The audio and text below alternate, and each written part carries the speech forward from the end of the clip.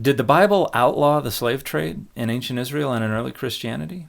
Hey everybody, I'm Dan McClellan. I'm a scholar of the Bible and religion, and a lot of apologists who are trying to dodge the fact that the Bible, from beginning to end, approves of the practice of buying, selling, and owning other human beings, slavery, will frequently point to Exodus 21:16 and 1 Timothy 1:10 as indications that the slave trade was outlawed in ancient Israel and in early Christianity. And both of these passages prohibit kidnapping.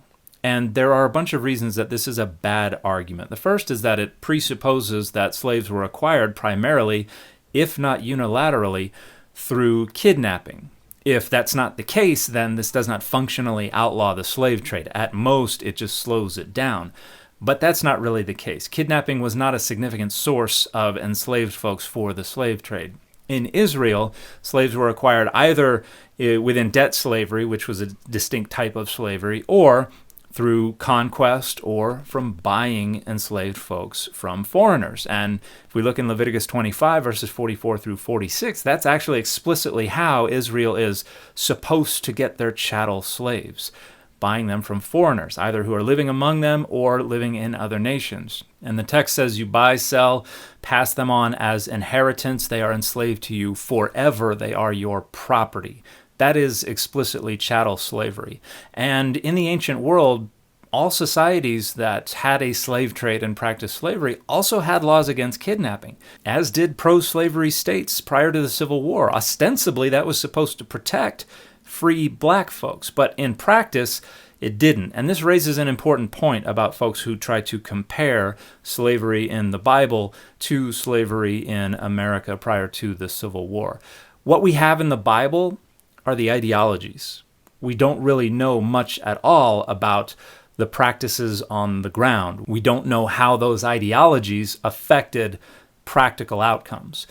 When it comes to America, we really know the practical outcomes, and a lot of people are not aware of the ideologies. So in the Bible, we have the way it should be, but we don't know exactly how it actually was. For America, we know how it actually was, but most people don't actually know how they thought it should be. And when you try to compare those things, that's incredibly problematic.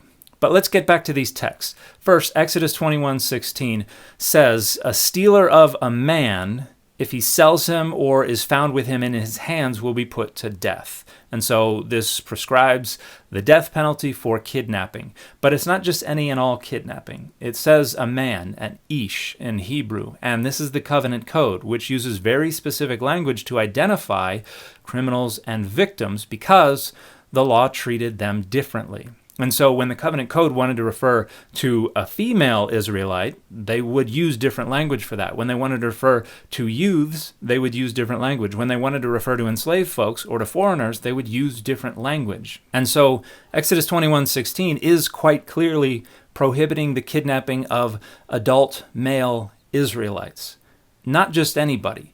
So it's doing what pretty much all societies did in the ancient world, and it's doing what the society from which this law was adapted, Babylon with Hammurabi's law, was doing. And that is prohibiting the kidnapping and selling into slavery of adult male citizens. And this is made even more explicit in Deuteronomy 24:7's adaptation of the covenant code, where it refers to kidnapping one of their brothers, one of the sons of Israel. So this doesn't have anything at all to do with undermining, complicating, or prohibiting the slave trade. 1 Timothy 1:10 is a slightly different story. There we have a vice list, and it's condemning anthropolistes, which is a word that has been translated man-stealer in the King James Version, enslavers in other translations, slave traders, or kidnappers. And this word used to refer in classical Greek to someone who took war captives as slaves or engaged in some way in the slave trade. So it generically, within classical Greek, referred to any and all kinds of slave trading. However, this was not written in classical Greek.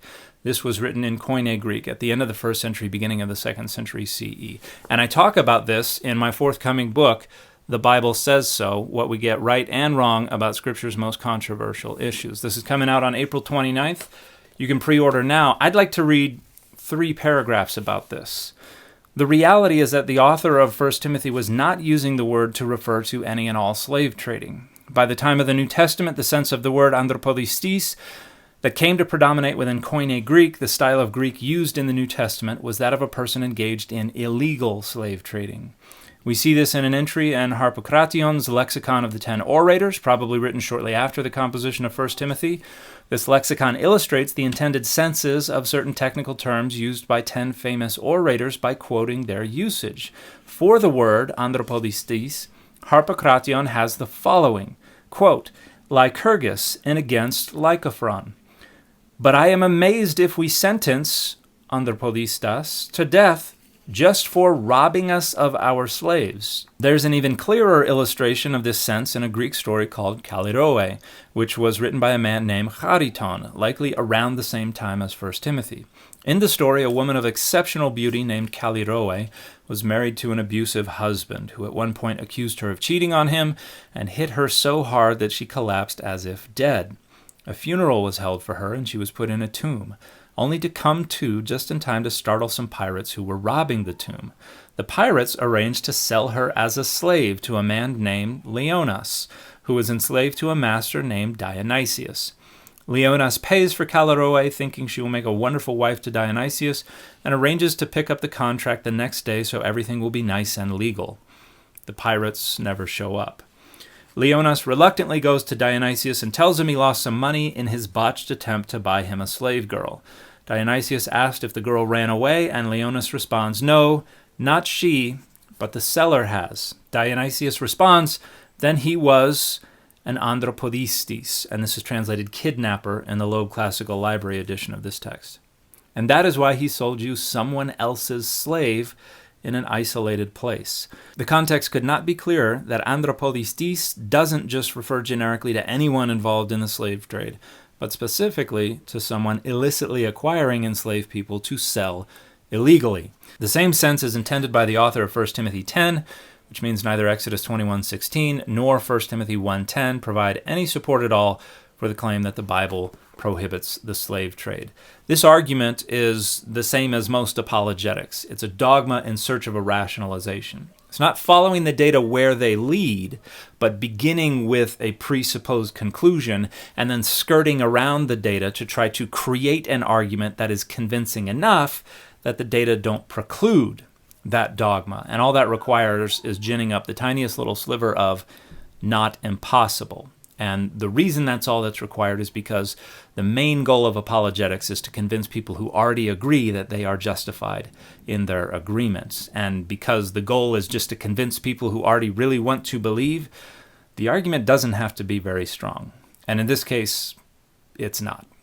And the fit for this video has been the Has Been Hotel.